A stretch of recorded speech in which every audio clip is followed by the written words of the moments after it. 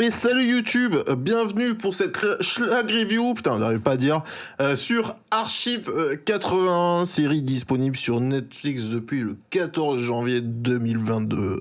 Et donc voilà, on va en dire ce qu'on en pense, tout en ne spoilant pas, parce que l'objectif des schlag review étant de vous donner envie de regarder des séries, et donc de ne pas vous spoiler. Si je vous dis la fin, à quoi ça sert de regarder la série? Est-ce que je veux dire? Bref.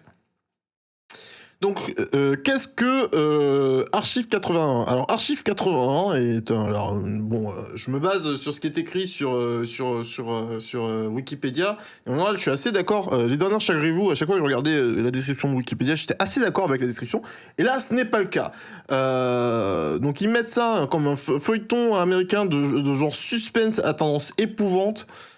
Si vous voulez regarder cette série pour l'aspect épouvante, vous allez être complètement déçu.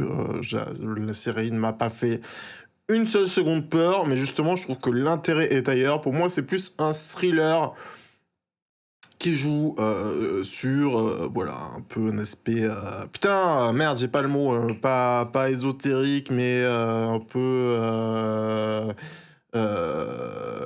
voilà, phénomènes paranormaux et tout ça. Et j'ai trouvé vraiment, voilà, je vous spoil direct ce que j'ai pensé de la série. C'est mon coup de cœur de ce début d'année. Je sais pas ce que je rappelle plus qu'on a review en ce début d'année, alors peut-être qu'il y a un truc, mais en vrai, voilà, franchement, j'ai beaucoup aimé cette série. Je suis pas en train de vous dire que c'est une série absolument exceptionnelle. Il y aura certainement, et du moins, en tout cas, je l'espère, de bien meilleures séries au cours de cette année 2022. Mais j'ai grave kiffé, en vrai, j'ai grave kiffé parce que pour une fois, je trouve que on n'est pas dans ce genre de, voilà, on n'est pas, c'est pas une série qui correspond, on va dire, au canon ou au standard ou à la méta entre guillemets des séries classiques actuelles. Dire que là, si vous attendez une série ultra rythmée et ce genre de choses, passez votre chemin.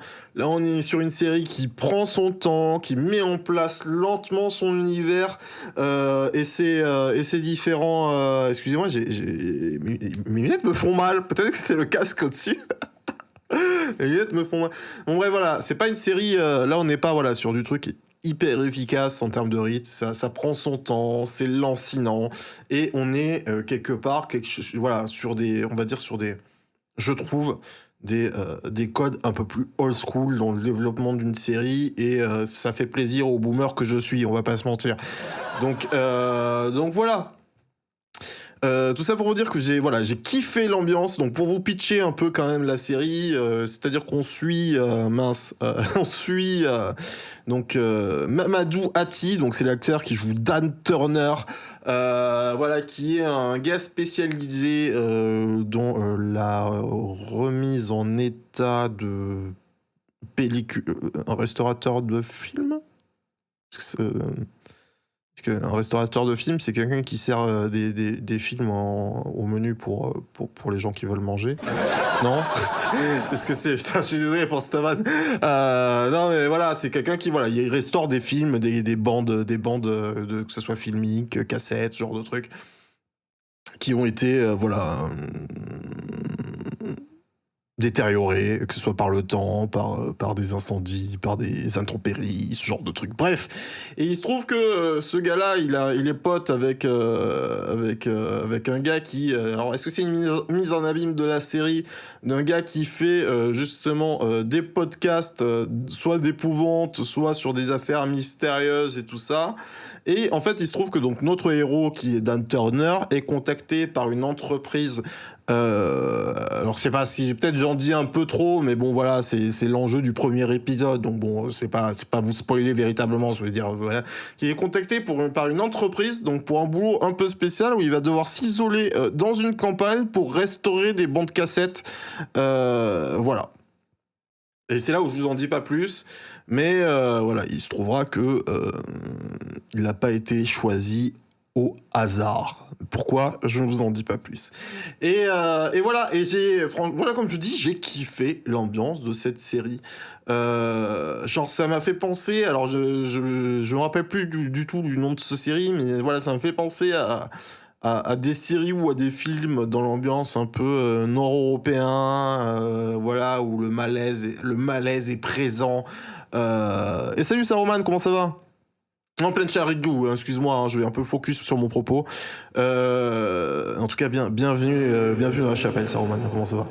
Euh, donc voilà, donc on est et voilà, c'est lancinant, c'est comme je vous dis, si vous voulez chercher une série qui rythmée ou dès le premier épisode vous êtes là en mode wow, qu'est-ce qui se passe, c'est pas une série faite pour vous. Mais si vous êtes un peu plus vieille école comme moi, que voilà, vous avez envie de voir une série qui a une véritable identité en termes d'ambiance, en termes de...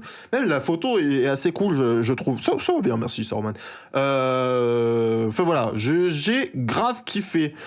Qu'est-ce que je peux en dire sans vous spoiler? C'est un peu ça la question, parce qu'en fait, je pourrais limite arrêter la review à ce que je viens de vous dire, quoi. Euh...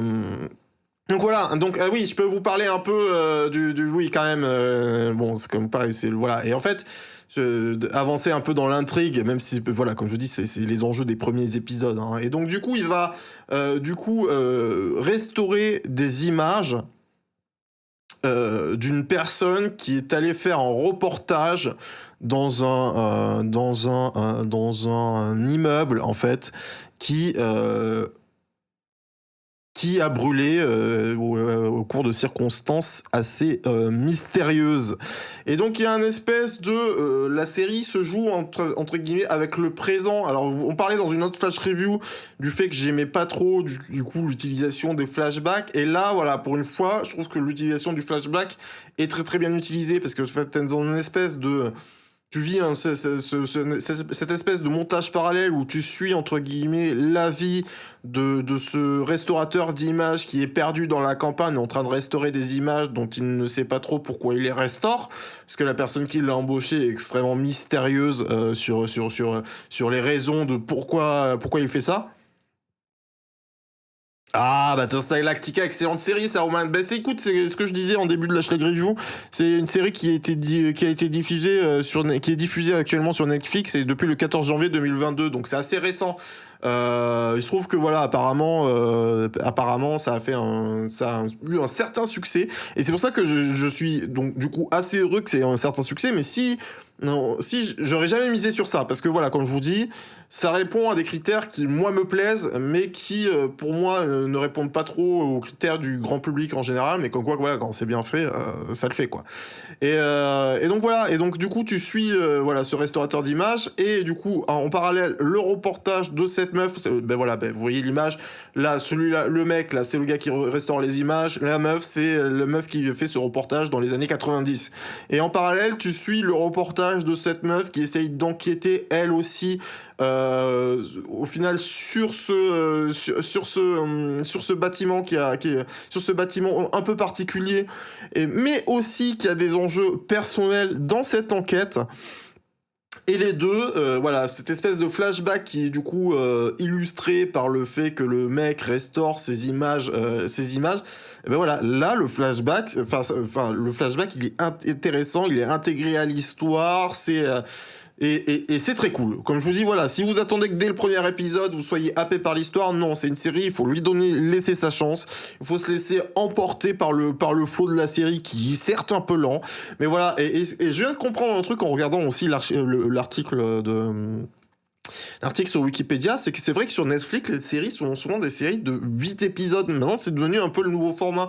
On en parlait dans une autre Schlag Review où les anciens formats des séries, c'était vous voyez, par exemple, si on prend Lost, série emblématique d'une certaine époque de production de séries, on était sur du 24 épisodes la saison. Voilà. Là, on est quand même sur des mini-séries de 8 épisodes. Enfin, parce que du coup, voilà, si on considère qu'avant, c'était des séries normales, à 24 épisodes. Bon, ben là, quand t'as des épisodes de 8 épisodes, c'est des mini-séries. Et c'est d'ailleurs ce quand on avait des séries à l'époque, à cette époque-là, avec peu d'épisodes, on appelait ça des mini-séries. Donc voilà, on pourrait considérer que c'est une mini-série, que ce qui était avant des mini-séries est devenu le standard des séries actuelles, quoi. Et donc voilà. Et donc, si vous voulez, l'intrigue commence, entre guillemets, à se dévoiler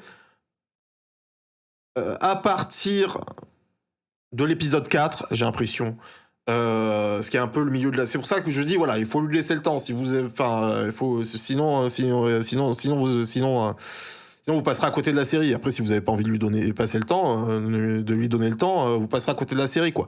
Mais voilà, en fait, il se passe parce qu'en fait la série est très basique au début dans les premiers épisodes et puis voilà, comme je vous dis, ça joue un peu sur le paranormal et tout ça. Il se passe un truc et moi je sais que voilà, ça m'a, j'ai pas eu besoin de l'épisode 4 entre guillemets pour accrocher à la série. Mais mon intérêt pour la série s'est renouvelé complètement à partir de l'épisode 4. À partir de l'épisode 4, il se passe un truc et j'étais en mode... Ah d'accord. J'étais en mode... Ah d'accord, en fait la série...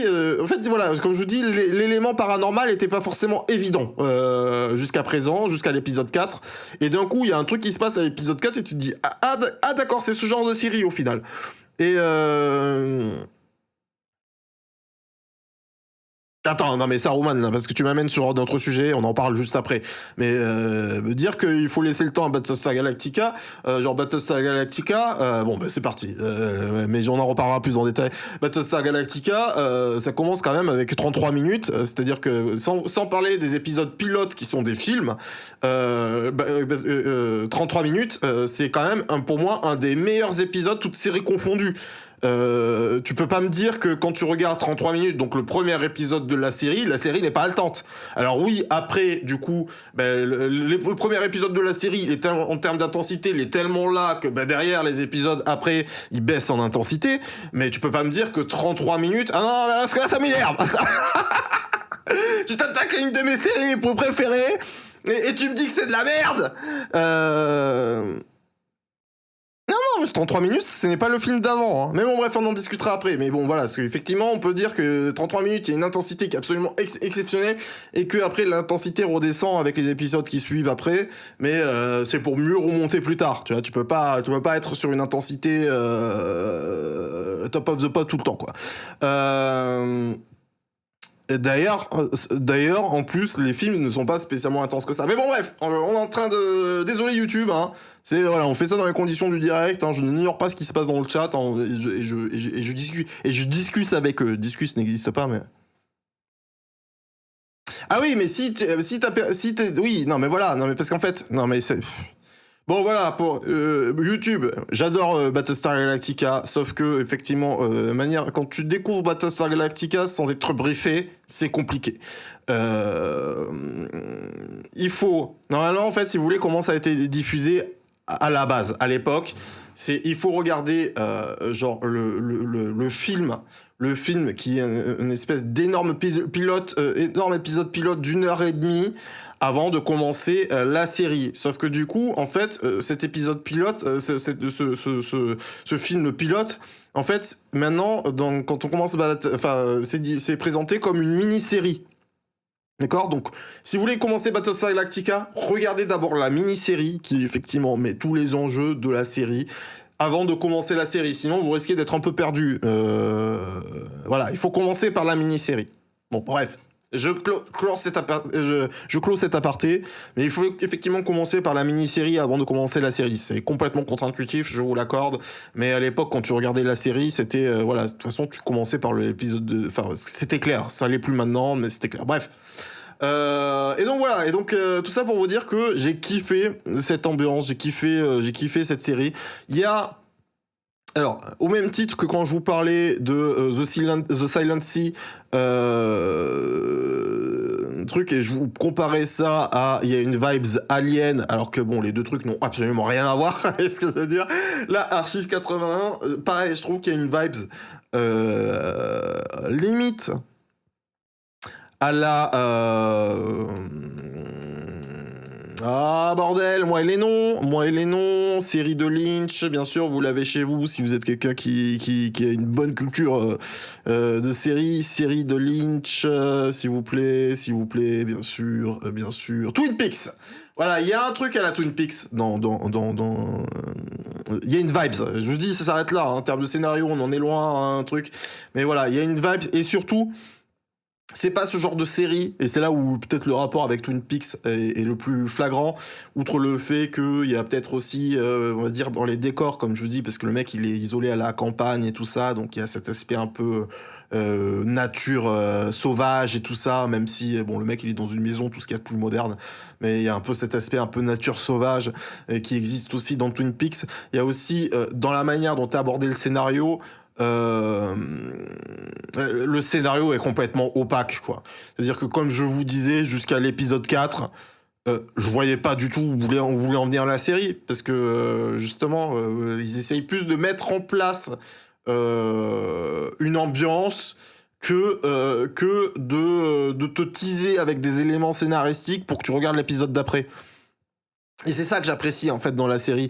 Et ça qui est très cool, c'est-à-dire aussi dans la série, c'est que et qui pourra aussi en dérouter certains. Mais moi j'ai apprécié ça, c'est-à-dire que au final l'intrigue, la véritable intrigue scénaristiquement ne se dévoile que dans les derniers épisodes, véritablement. Et en fait j'ai trouvé ça cool. J'ai trouvé ça cool parce que effectivement, on va dire que le point fort de la série n'est pas véritablement dans son scénario. Elle est dans son ambiance. Et en fait, si scénaristiquement on dévoilait ces éléments beaucoup plus tôt dans la série, ben, ça rendrait la série beaucoup moins bien, en fait. Parce que, comme je vous dis, voilà, le point fort de la série n'est pas scénaristiquement parlant, mais plus dans son ambiance. Et